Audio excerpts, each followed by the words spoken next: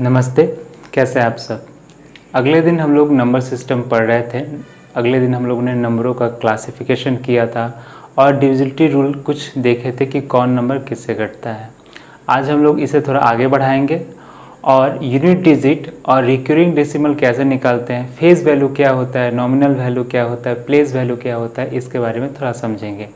और बहुत से बच्चों को रूट निकालने में, जो डिवीज़न मेथड से रूट होता है उसको निकालने में असुविधा होता है, तो उसको थोड़ा देख लेंगे कि कैसे निकाला जाता है, पेयर कैसे बनाते हैं और रूट कैसे निकालते हैं। अभी जहाँ कोरोना का माहौल है, हर जगह नेगेटिविटी छाई है, मैं कोशिश कर रहा हूँ कि आप लोग तक सही कंटेंट और सही दिशा दे सकूँ आप लोग की, ताकि आप लोग का मैथ्स का जो प्रिपरेशन है वो रुके नहीं, बूस्ट होता रहे।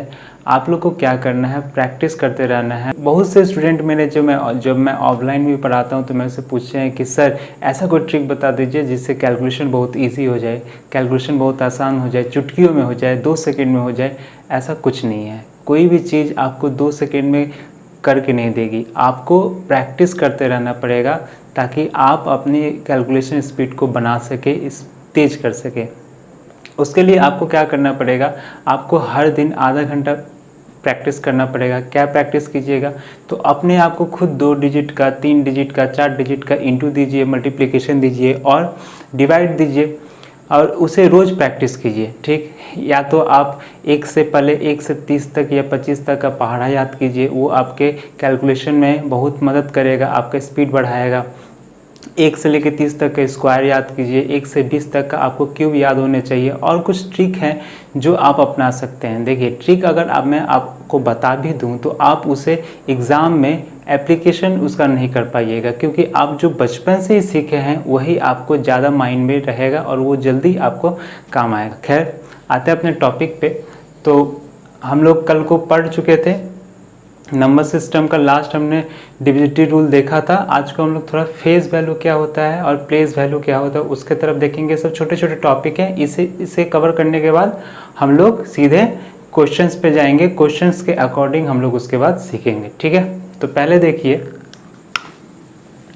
प्लेस वैल्यू, किसी चीज़ का प्लेस वैल्यू जिसको हिंदी में कहा जाता है स्थानीय मान, क्या होता है, और एंड फेज वैल्यू क्या होता है। फेज वैल्यू को हम लोग बोलते हैं वास्तविक मान या फिर अंकीय मान या फिर जातीय मान भी कहा जाता है इसे, या वास्तविक मान भी कहते हैं, या इंग्लिश में इसका और एक नाम है नॉमिनल वैल्यू। नॉमिनल वैल्यू, तो मैं एक कोई नंबर सोचता हूँ, 4 डिजिट, 5 डिजिट, जितना भी का, जैसे मैं सोचूं कि 5, 6, 7, 2, इसमें आपसे पूछा जाए कि 5 का फेस वैल्यू क्या है। फेस, ठीक है, जिसे आप लोग दिन में तो 2-3 बार देखते ही हैं, लेकिन यहाँ पे देखिए फेस वैल्यू का मतलब क्या, अंकीय मान। तो फेस वैल्यू क्या होता है, वो संख्या, वही संख्या हो जाती है जिसका फेस वैल्यू पूछा गया है। जैसे 5 का फेस वैल्यू क्या होगा, तो 5 का फेस वैल्यू होगा 5 ही। 6 का फेस वैल्यू पूछे तो 6 का फेस वैल्यू 6। तो फेस वैल्यू, अंकीय मान क्या होता है, जिसका जो पूछे वही होता है। 5 का 5, 6 का 6, 7 का 7 और 2 का 2। लेकिन आपको अगर प्लेस वैल्यू पूछे तो प्लेस वैल्यू क्या होता है। प्लेस वैल्यू देखिए, अगर आप पीछे से काउंट करें तो इकाई, दहाई, सैकड़ा, हज़ार, इंग्लिश में आप करें तो यूनिट्स, टेंस, 100, 1000, तो इसका क्या हो जाएगा, ये कहाँ पर है, 5000, यानी इसका प्लेस वैल्यू कहाँ है, 5000 है। तो 6 का क्या हो जाएगा प्लेस वैल्यू, 6 का हो जाएगा 600। 7 का क्या हो जाएगा 70 और 2 का क्या होगा 2। तो हम लोग देख पा रहे हैं इकाई स्थान यानी यूनिट डिजिट पे जो संख्या होगा उसका फेस वैल्यू और प्लेस वैल्यू क्या होगा, एक समान होगा, एक जैसा होगा। ठीक है, समझ पा रहे हैं। अब देखिए,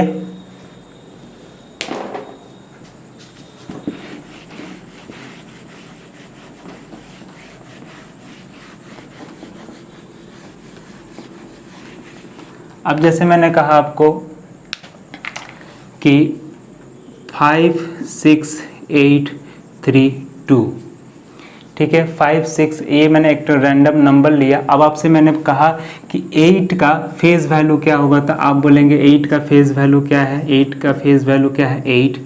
और मैंने कहा कि 6 का प्लेस वैल्यू क्या है, तो 6 का प्लेस वैल्यू यहाँ से आप बोल सकते हैं प्लेस वैल्यू ऑफ 6 कितना हो जाएगा, तो 1 2 3 4 यानी 6 पे 1 2 3, ठीक है, यानी 6000, 6000 पे है तो 6000।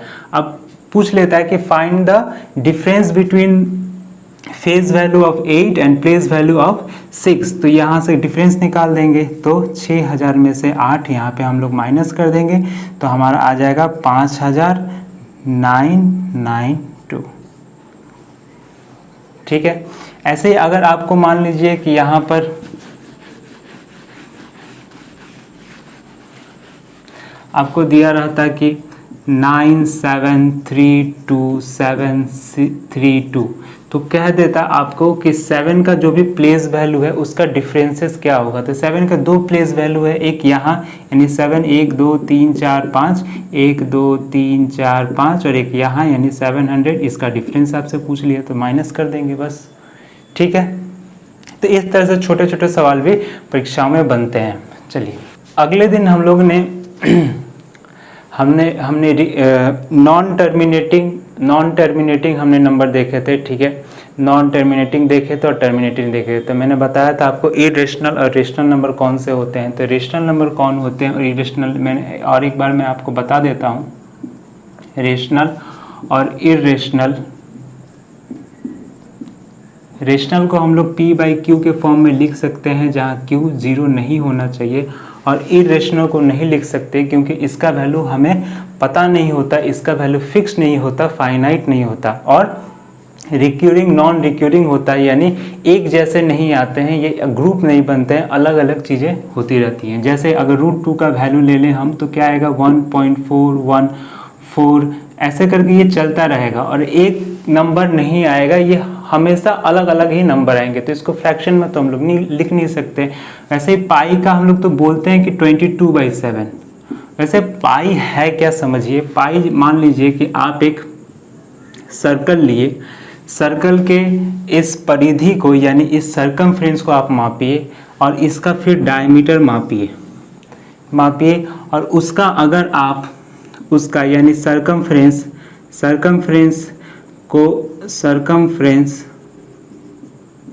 बाय अगर आप डायमीटर कीजिएगा तो आपको आएगा पाई का वैल्यू, जो कि ये निकलता ही जाता है, रुकता नहीं है। यानी ये 3.114 ऐसे करके ये आगे बढ़ते जाता है, ये रुकता नहीं है। तो इसीलिए इसका मान फिक्स नहीं होता है, मतलब कहाँ तक जाएगा, और एक नंबर भी नहीं हमको पता है कि ग्रुप बनेगा नहीं, इसलिए इसको हम लोग इरेशनल नंबर कहते हैं। जहाँ पर रेशनल नंबर की बात करें तो यहाँ पर क्या होते हैं, जैसे हम लिखे 5/2, तो ये क्या आ जाएगा, ये आ जाएगा 2.5, ये फाइनाइट डेसिमल में आ गया। लेकिन अगर हम लिखते हैं 1/3 तो ये आ जाएगा 0.3333, ऐसे एक ग्रुप बनेगा जिसे हम लोग लिख सकते हैं 0.3 डॉट। तो इसको हम लोग लिख सकते हैं कि क्या, इसको लिख सकते हैं 3/9, यानी 3 से 3 कट गया 1/3।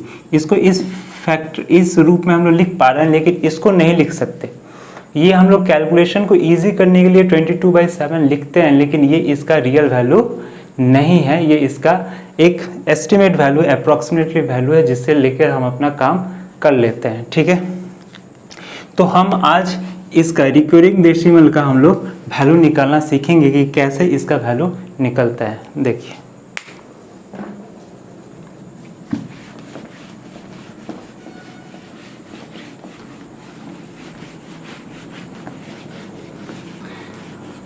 आप लोग कॉपी पेन लेके रेडी रहिएगा और इसे नोट करते रहिएगा एक एक चीज़। इसके बाद हम लोग क्वेश्चंस पे जाएंगे। ठीक है, अगली वीडियो में हम लोग क्वेश्चंस करेंगे और अलजेब्रा जो हम लोग पढ़ रहे थे उस पर भी और सवाल हम लोग करेंगे। अब बात करें कि आपसे बोल दिया गया कि फाइंड द वैल्यू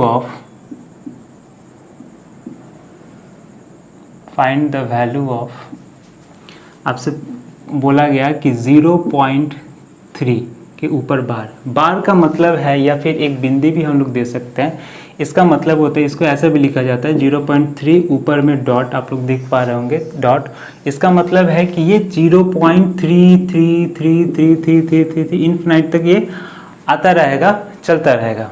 तो इसका वैल्यू कैसे निकालते हैं, तो इसको क्या करते हैं कि लिखते हैं 3 पॉइंट हटाकर, और जितना के ऊपर बार होता है उतना एक ठो 9, यानी ये आ गया कितना 1.3 1/3 सॉरी। अगर आपको नंबर दिया हो 0.42 और 2 को बार दे तो क्या लिखेंगे 42/99। अगर ये कटता है तो इसको कटा देंगे, तो ये देखिए 3 से कटेगा 14 टाइम्स, और ये 3 से 33, तो ये आ गया कितना 14/33। ठीक है, अगर आपको नंबर दिया 1.162 के ऊपर बार, यानी 162 ये आता रहेगा, इसका मतलब क्या है कि 0.162 ऐसे ये कंटिन्यू रहेगा। तो इसको कैसे लिख सकते हैं कि 162/999।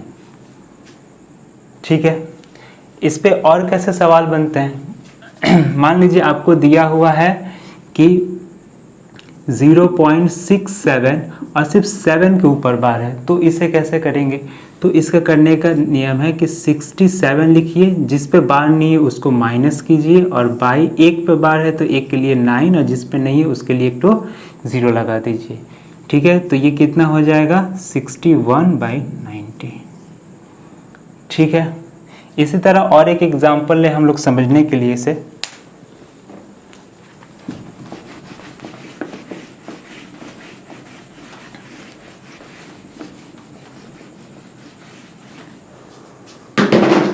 और एक एग्जाम्पल ले, जैसे बोले कि 0.321 और 21 के ऊपर बार 3 के ऊपर बार नहीं है, तो इसे क्या लिख सकते हैं 321 - 3/2 के ऊपर बार है, नहीं 2 को 9 और 1 के ऊपर बार नहीं है इसलिए 0, तो इसे आप माइनस कर लीजिए तो कितना आएगा 318/990। अगर ये फर्दर रिड्यूस होता है तो इसे रिड्यूस करके इसका फॉर्म लिख दीजिए।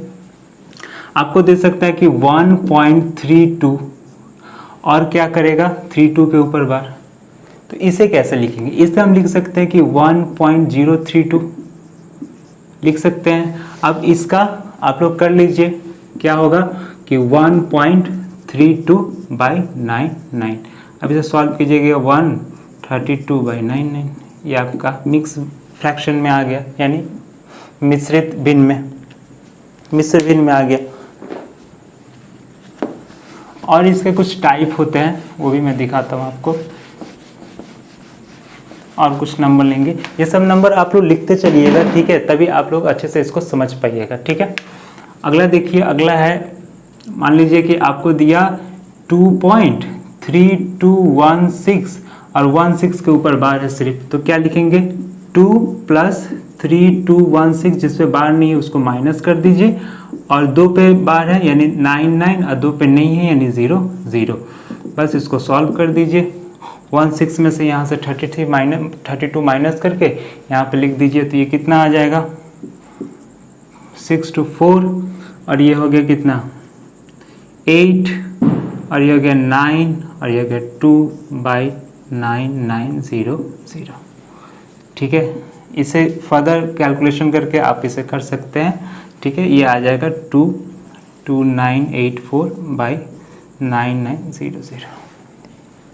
इसे रिड्यूस कर सकते हैं आप, रिड्यूस फॉर्म में इसको ला सकते हैं। ठीक है, आपसे पूछ लिया है कि फाइंड द वैल्यू ऑफ 0.3 के ऊपर बार प्लस 0.7 के ऊपर बार प्लस 0.6 के ऊपर बार, तो ये क्या हो जाएगा 3/9 प्लस 7/9 प्लस 6/9, इसको सॉल्व कर दीजिए, 9 एलसीएम लीजिए, 7 से 10 16 आ गया, तो ये आ गया कितना 16/9 सवाल का उत्तर हो जाएगा। ठीक है, अब हम लोग यूनिट डिजिट को समझेंगे कि यूनिट डिजिट क्या होता है, उसे कैसे निकालते हैं। तो यूनिट डिजिट मतलब होता है इकाई अंक। इकाई अंक कैसे समझिए कि मान लीजिए आपको दिया है कि 216। तो इसका इकाई अंक आपका क्या समझ रहे हैं, इसका इकाई अंक है 6, ठीक है, इसका इकाई अंक 6। तो आपको एक कैलकुलेशन दिया जाएगा, उसको सॉल्व करके आपको बताना है कि उसका इकाई अंक क्या होगा। तो क्या आप पूरी कैलकुलेशन करेंगे? नहीं ना। देखिए मान लीजिए आपको बोला जाए कि 13 इंटू 17 इंटू 19 इंटू 234 का यूनिट डिजिट क्या होगा। तो आपको बस यूनिट को पकड़ना है। जैसे इसका यूनिट है 3, इसका यूनिट है 7, इसका 9 और इसका 4। तो यहाँ से 3 7 या 21, 1 आया, 1 9 जा 9 आया, 9 4 जा 36, यानी 6 इसका यूनिट डिजिट होगा। बस इतना करना है, ठीक है। तो इस पे भी सवाल बनते हैं, और किस तरह के बनते हैं देखिए। इसके पहले हम लोग कुछ नंबरों का यूनिट डिजिट समझ लेते हैं कि उसका एक साइक्लिक फॉर्म होता है। जैसे 0 और 0 के बाद 5, 0 1 5 6। तो आप देखिएगा 0 का आप स्क्वायर कीजिए, क्यूब कीजिए, इसका यूनिट डिजिट हमेशा क्या ही आएगा, 0 ही आएगा। अगर कोई नंबर है 320, इसका आप कुछ भी कर लीजिए, क्यूब कर लीजिए, तो इसका यूनिट डिजिट क्या होगा, इसका यूनिट डिजिट क्या होगा, 0 ही होगा। अगर यहाँ रहता 3 5 1, तो इसका यूनिट डिजिट आप यहाँ कुछ भी लिख लीजिए 32, तो इसका 1 ही होगा। अगर मैं लिखता हूँ 5 6 7 और 5 और इसका पावर कुछ भी लिख दिया मैं, जैसे मैं लिख दिया 67, तो इसका यूनिट डिजिट हमेशा 5 ही होगा, क्योंकि 5 से कुछ भी कीजिए आप इंटू, वो 5 5 5 5 5 ही आएगा। इसी तरह 6 का आप कीजिए कुछ भी, 6 का कोई भी पावर आप लिखिए, उसका लास्ट डिजिट कितना आएगा, 6 ही आएगा। तो इसका जो होता है वो सेम होता है, ठीक है। 0 1 5 6 का जो यूनिट डिजिट होता है वो क्या होता है, सेम होता है, एक जैसा होता है।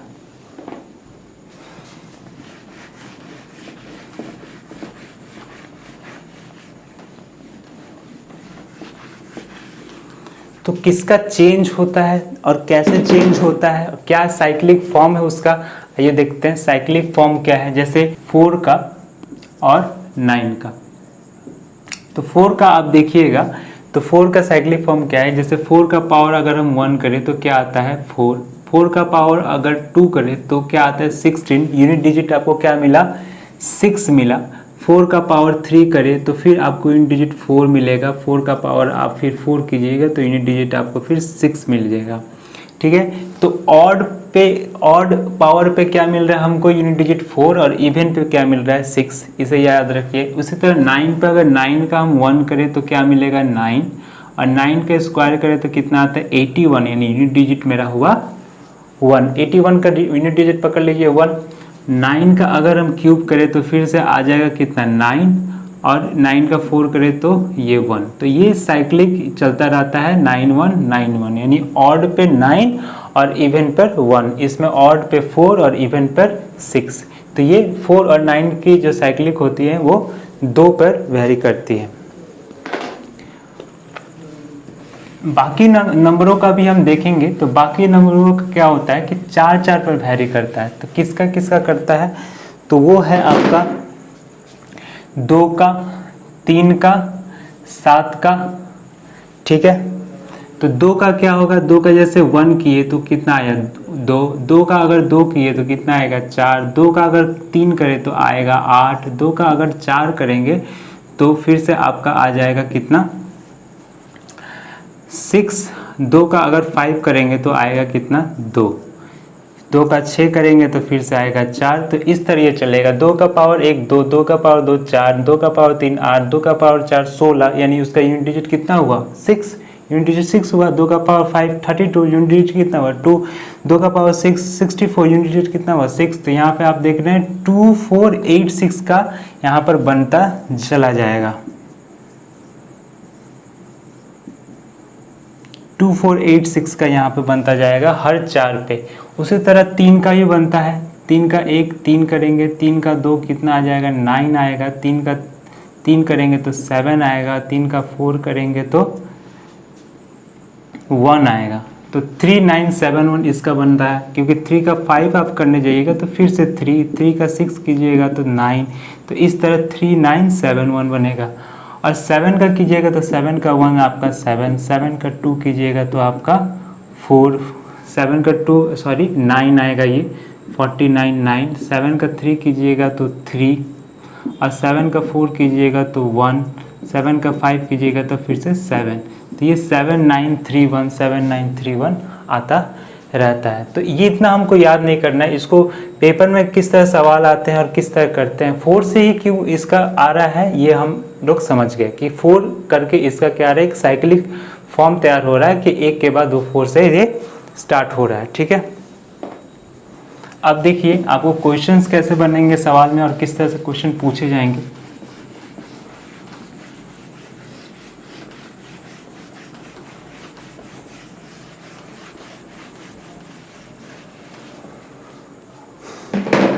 आपको सिंपली पूछ लिया गया है कि 67 का पावर 3 2 प्लस 1 2 का पावर 62 प्लस 63 का पावर 63 नहीं, इसको आप कर लीजिए 64 का पावर 17।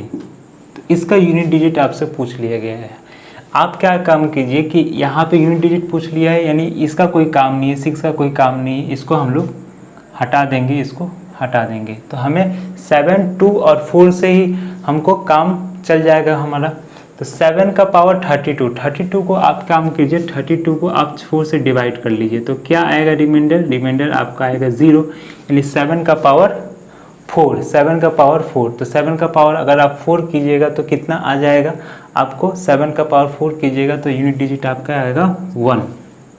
कितना आएगा, 1 आएगा। ठीक है, 2 का पावर देखिए 62, यहाँ से आप 4 से इसको डिवाइड कर लीजिए तो आएगा आपका 15 से रिमाइंडर 2, यानी सॉरी हाँ रिमाइंडर 2 यानी 2 का स्क्वायर कर लीजिए आप, तो ये कितना आ जाएगा, यहाँ पे यूनिट डिजिट आ जाएगा आपका 4।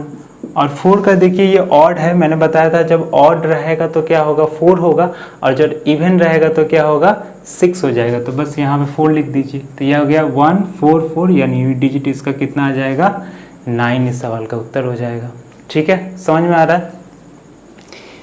तो जिसका 4 4 में साइक्लिक कर रहा था उसको हम लोग डिवाइड करेंगे और जो रिमाइंडर बचेगा उसका पावर उस पर लिख देंगे और जो यूनिट डिजिट आएगा उसको करेंगे। इस पर और सवाल लेते हैं। यूनिट डिजिट का हम लोग कुछ और सम्स लेते हैं समझने के लिए अच्छे से। मैं कुछ सम्स आप लोग के लिए लिख के लाया हूँ। देखिए कि मान लीजिए 871 का पावर आपको दे रखा है, कितना 871 का पावर दिया है 938 प्लस 776 का पावर आपको दिया है 532 प्लस 985 का पावर दिया है आपको 67 प्लस 813 का पावर आपको दिया गया है 353। देखिए इसे कैसे करेंगे, हमें किससे मतलब है, हमें सिर्फ यूनिट डिजिट से मतलब है, हमें सिर्फ यूनिट डिजिट से ही मतलब है। तो यूनिट डिजिट का ही देखेंगे तो यहाँ 1 है तो 1 का पावर कुछ भी हो उसका यूनिट डिजिट क्या आएगा 1, 6 का पावर कुछ भी हो मैंने बताया उसका यूनिट डिजिट क्या आएगा 6, 5 का पावर कुछ भी हो उसका यूनिट डिजिट क्या आएगा 5, और 3 का इसको देखने के लिए इसको 4 से आप डिवाइड कीजिए, तो 4 से डिवाइड कीजिएगा तो 353। ठीक है, इसे आप मेंटली कीजिएगा, मैं समझाने के लिए आपको बता रहा हूँ कि 4 से कीजिएगा तो ये आएगा 32, 3 3 4 8 जा 32, रिमाइंडर कितना आया है 1, वही 1 इसके पावर में आप लिख दीजिए 3 का पावर 1 यानी 3। तो यहाँ से कितना आ गया 6 1 7 3 10 5 15, यानी यूनिट डिजिट मेरा क्या मिल गया 15। और एक सवाल देखते हैं।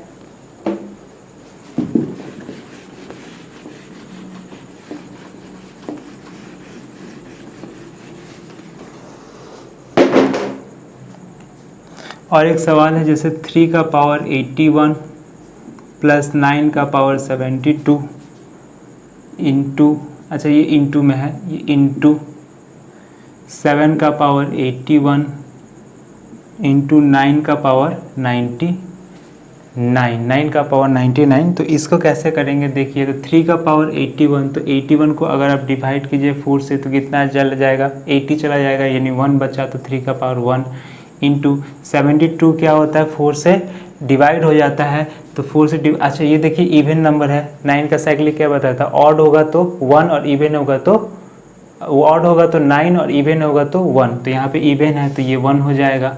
अच्छा 7 का क्या होगा, तो 7 का ये कीजिएगा तो 7 का पावर 1, 4 से 80 रिमाइंडर 1 तो 1, और यहाँ पे फिर ये क्या है ऑड है, तो ऑड है तो 9 का पावर कितना आएगा 9 ही। अब इसको इंटू कर दीजिए, 3 1 जा 3, 7 जा 21, 1 9 जा 9, तो इसका यूनिट डिजिट आपको क्या मिल गया 9 मिल गया। ठीक है, अगले सवाल की तरफ चलते हैं।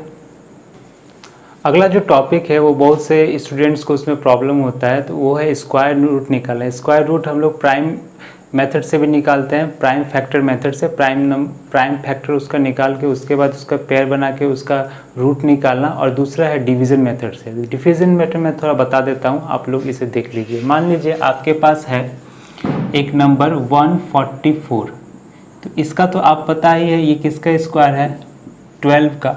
ठीक है, इसका तो √12 होगा, लेकिन ये कैसे निकलता है डिवीज़न मेथड से आप देख लीजिए थोड़ा, कि 144 है। ठीक है, तो आप क्या कीजिएगा पीछे से पेयर बनाइएगा, पेयर मतलब जोड़ा। ठीक है, जोड़ा कहीं दूर ज़्यादा जोड़ा मत सोचिएगा। ठीक है, यहाँ पे नंबर का जोड़ा बनाना है। ठीक है, किसी और का नहीं। देखिए, और ये 1 अकेले रह जाएगा। ठीक है, जैसे आप अकेले हैं यहाँ पर, तो 1 1 यानी अब हम मेरा क्या लक्ष्य है अब कि एक को कटाना है, तो एक कितना पहाड़ा में आएगा एक के, तो यहाँ एक लिखेंगे। जितना हम लेंगे उतना ही उसको उतना टाइम से पढ़ना है। अगर एक लिए तो 1 टाइम्स 1 1 जा 1, 2 लिए तो 2 टाइम्स 2 2 जा 4, 3 लिए तो 3 टाइम्स ही। ठीक है, एक यहाँ लिख देंगे और इसमें मल्टीप्लाई कर देंगे 1, इसमें माइनस करेंगे, ये आएगा 0, ये 4 और ये 4, और इसे जोड़ देंगे। अब क्या कौन सा नंबर ले, तो यहाँ दिख रहा है 4, तो अगर हम यहाँ 2 से ले ले नंबर, तो 2 मैंने क्या बताया 2 लेंगे तो 2 से इंटू, तो 2 से इंटू 2 2 जा 4, 2 2 जा 4, ये आ गया कितना हमारा कट गया, और ये हमारा आ गया स्क्वायर रूट 12। ठीक है, हमें एक बड़ा डिजिट ले तो कैसे आएगा, तो आएगा 7 9 2 1। अगर ले तो ये किसका है, पेयर बनाएंगे पीछे से, तो इसका एक पेयर बन गया, और ये भी अकेले नहीं रहा, इसका भी पेयर बन गया।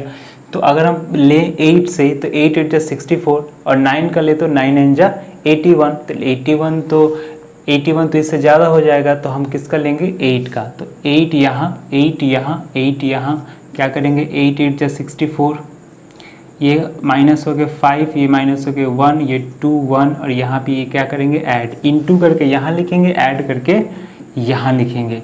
तो अब दिख रहा है मेरा कितना कि यहाँ एक नंबर आएगा, इस नंबर आएगा तो किसके यूनिट डिजिट 1 होता है, तो होता है किसका 1 का 1 होता है, लेकिन 1 से तो इंटू करने से नहीं आएगा।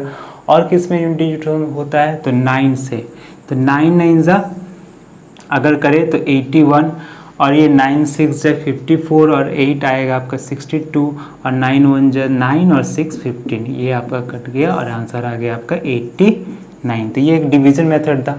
और एक सवाल लेते हैं, उससे समझते हैं कि जैसे 4 4 8 9, इसका पेयर अगर हम बनाएं तो 44, तो किससे जा सकता है, ये 3 से कीजिएगा तो 9 होगा, तो और थोड़ा ज़्यादा लीजिए 5 6 से कर सकते हैं, तो 6 से 6 6 जा 36, यहाँ 6 ये 12, इसको ऐड करके यहाँ लिख दीजिए, और इसको माइनस करके यहाँ लिख दीजिए, तो ये आ जाएगा 8 8 और ये 9। अब क्या देखिए किससे इंटू करने से ये हो सकता है, तो 9 किस में आता है 3 में, 3 3 जा 9, और किस में आता है 7 में, 7 7 जा 49, तो 7 से हो सकता है क्या, हाँ हो सकेगा।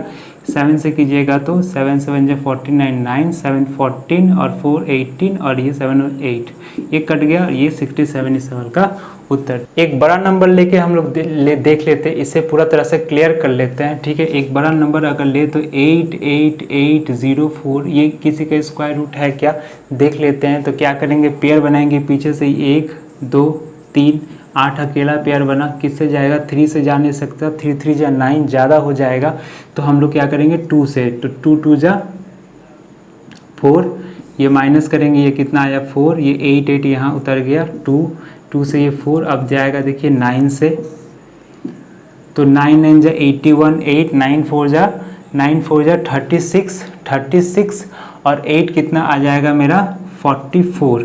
तो यहाँ आ जाएगा 7, यहाँ आ जाएगा 4, ये कट गया और एक पेयर यहाँ पे उतर गया। यहाँ ऐड कीजिएगा तो 8, ये 5। अब ये किससे जा सकता है, देखिए 4 लास्ट में है तो किससे जा सकता है, ये जा सकता है आपके 4 से, या फिर आपके जा सकता है 8 से, क्योंकि 8 8 जा 64 होता है और 8 5 जा 40 होता है। ये 40 के बहुत करीब है इसलिए मैंने 8 लिया। तो 8 8 जा 64, 4 6, 8 8 जा 64, ये 70 और 8 5 जा 40 और ये 47, ये कट गया। तो इसका आंसर आ गया 298। तो ये डिफिजन मेथड से हम लोग ने सीखा क्या, स्क्वायर रूट निकालना। ठीक है, अब प्राइम फैक्टर मेथड भी होता है, इसका प्राइम फैक्टर मेथड से भी पेयर बना के हम लोग निकाल सकते हैं। तो उस तो निकालेंगे ही, उसके साथ साथ टोटल नंबर ऑफ फैक्टर निकालना भी हम लोग सीख जाएंगे उस प्रोसेस से। तो टोटल नंबर ऑफ फैक्टर कैसे निकालते हैं, ऑड नंबर ऑफ फैक्टर्स कैसे निकालते हैं, इवन नंबर ऑफ फैक्टर्स कैसे निकालते हैं, ये देखिए। मान लीजिए आपको दिया हुआ है 72, ठीक है, तो आपसे पूछ लिया जाए कि इसका टोटल नंबर ऑफ फैक्टर्स कितने होंगे, कितने इसके जो है फैक्टर्स हैं, गुणनखंड है। तो आप क्या कीजिए, इसे सिंपली तोड़िए। तो आप अगर इसे तोड़ते हैं तो कितना से टूट सकता है, ये 8 9 जा 72। 8 मतलब क्या, 2 का क्यूब इंटू ये क्या 9 यानी 3 का स्क्वायर। तो टोटल नंबर ऑफ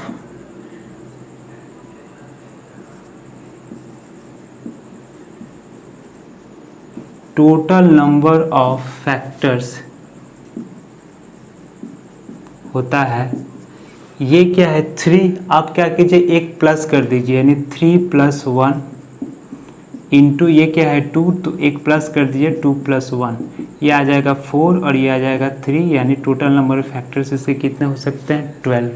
अगर हम ऑड नंबर के फैक्टर्स का बात करें तो ऑड नंबर ऑफ फैक्टर्स कैसे निकलेगा, ऑड फैक्टर्स कैसे निकलेगा, तो टोटल ऑड फैक्टर्स इसके होंगे, यहाँ पे ऑड नंबर कौन है 3, तो 3 को पकड़िए और इसका सिर्फ 2 + 1 यानी आ जाएगा 3, यानी ऑड नंबर ऑफ फैक्टर्स इससे कितने होंगे 3 और बाकी सब क्या होंगे।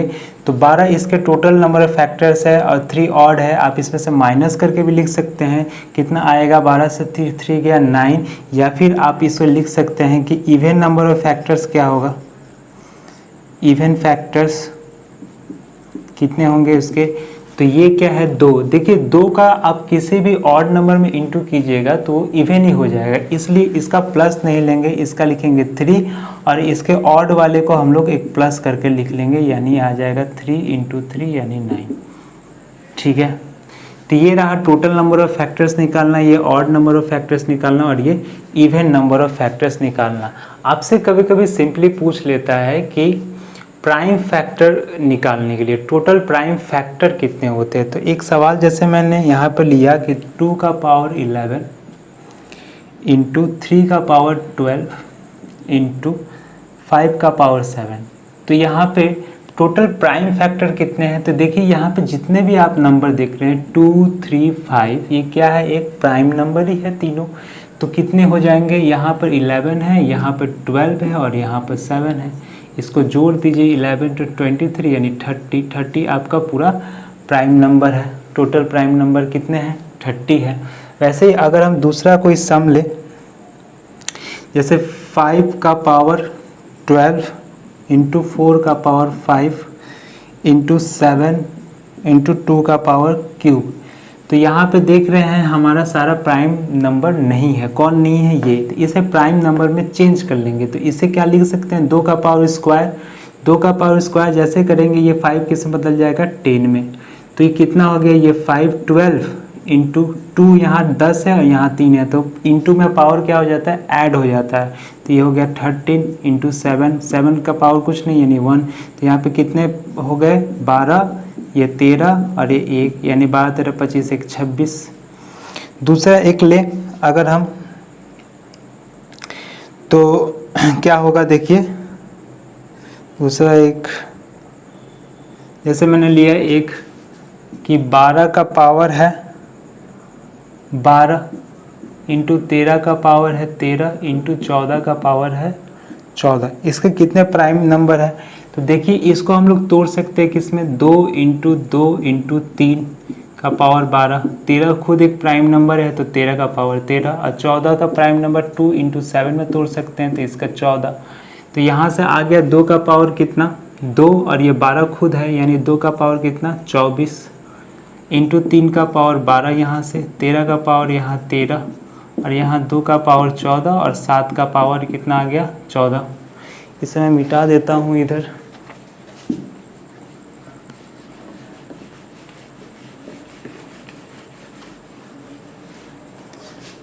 इसे हम सम करेंगे तो इधर से आ जाएगा कितना, आप इसे सबको जोड़ दीजिए तो आपका सिंपली आंसर आ जाएगा 24 + 12 + 13 + 14 + 14। ये आपका पूरा, क्योंकि हमने इसे प्राइम फैक्टर में ही तोड़ दिया है।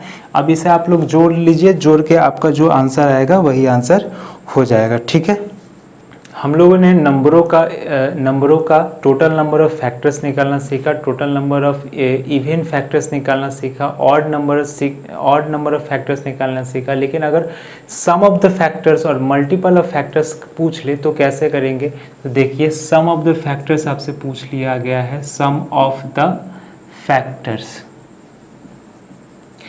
ऑफ 15 पूछा है, 1500 अगर पूछा, मैंने ऐसे एक नंबर लिया 1500, तो 1500 का अगर सम ऑफ द फैक्टर्स निकालना है तो कैसे निकालेंगे, तो इसे आप लोग लिख सकते हैं क्या, 5 इंटू 3 इंटू 100 लिख सकते हैं क्या। तो 5 3 इसमें क्या है, इसमें है 25 इंटू 4, यानी यहाँ से आ गया 2 का स्क्वायर, 5 2 3, यहाँ ये 3 का 1 और ये 5 का कितना आ जाएगा 3। तो पहले टोटल नंबर ऑफ फैक्टर्स निकाल लीजिए, टोटल नंबर ऑफ फैक्टर्स क्या होंगे, क्या मैंने बताया था, +1 करके इंटू कर दीजिए, यानी 2 + 1, यहाँ 1 + 1 और ये 3 + 1, यानी ये कितना आ जाएगा 3 into 2 into 4। Total number of factors आपके आ गए कितने, तो ये आ गए 3 2 6, 6 4 24। तो ये आपको नहीं निकालना है, ये आपको टोटल नंबर ऑफ फैक्टर्स नहीं निकालना है। मैंने बताया टोटल नंबर ऑफ फैक्टर्स क्या है। अच्छा, अगर आपको इवन पूछ ले, मैं फिर से एक बार बता देता हूँ, इवन नंबर ऑफ फैक्टर्स क्या है,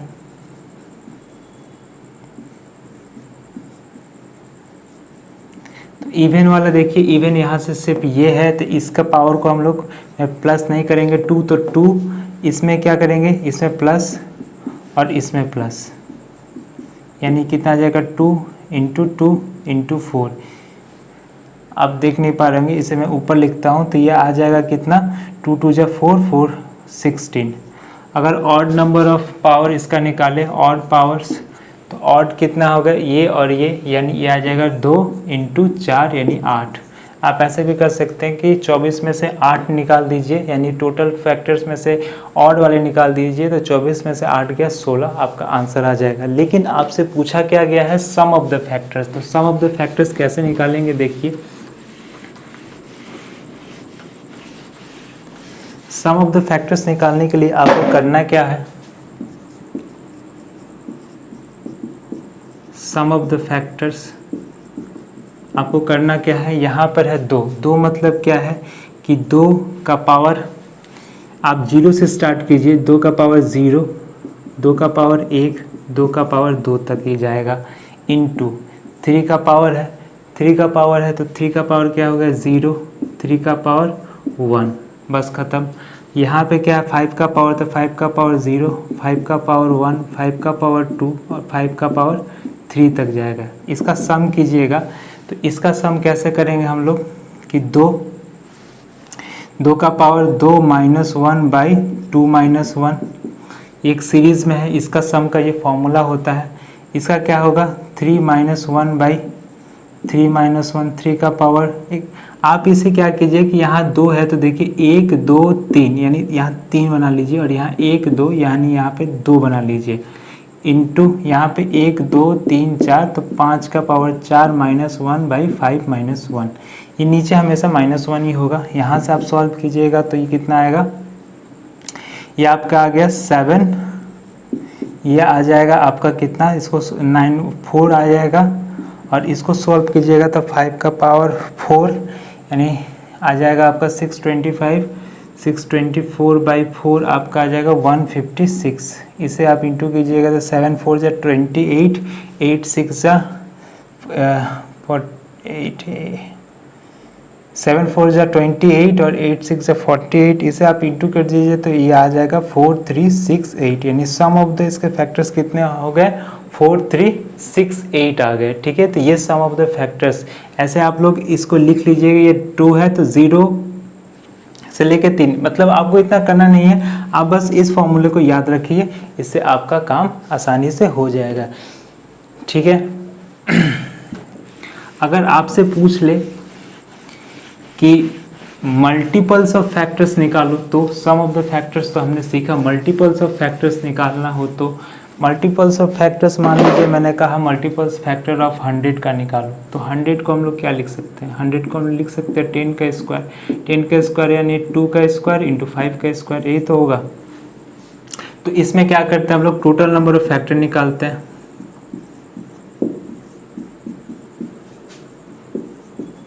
टोटल नंबर ऑफ फैक्टर्स इसके कितने होंगे, तो 2 + 1 इसके 2 और 2 + 1 यह भी 2, यानी 3 इंटू 3 यानी 9 आ गए। तो होता है इसका क्या मैंने बोला, मल्टीपल, इसका मैंने बोला मल्टीपल्स ऑफ फैक्टर, यानी प्रोडक्ट ऑफ द फैक्टर पूछे अगर, प्रोडक्ट यानी गुणा, प्रोडक्ट ऑफ द फैक्टर्स। ठीक है, यानी फैक्टरों का गुणनखंड का अगर आपको गुणा पूछे तो क्या होता है, तो होता है नंबर। ठीक है, नंबर का पावर आप लिखिएगा total number of factor by 2। Number कितने हैं मेरे 100, टोटल नंबर फैक्टर कितने हैं 9/2। इसको अगर कीजिएगा तो 10 का स्क्वायर आ जाएगा इंटू 9 इंटू 2, 2 से 2 कट गया यानी आ गया 10 का पावर 9। ये हो गया हम लोग का प्रोडक्ट ऑफ द फैक्टर का फॉर्मूला। ठीक है, आई होप समझ पा रहे होंगे आप लोग। ये कुछ छोटे छोटे फॉर्मूले थे और कॉन्सेप्ट थे जिनको मैंने आपको बताया। अब हम अगले दिन कुछ क्वेश्चंस लेंगे, जो कि एग्ज़ाम में जैसे क्वेश्चन बनते हैं वैसे क्वेश्चंस लेंगे, और हम लोग अभी डिवीज़र का सवाल करेंगे, और जितने भी क्वेश्चंस बन सकते हैं वो सब सारे क्वेश्चंस यहाँ लेंगे, और उस पर फिर हम लोग आगे का काम चालू करेंगे। ठीक है, आप लोग क्या कीजिए, पढ़ते रहिए और हमेशा खुश रहिए। बाय।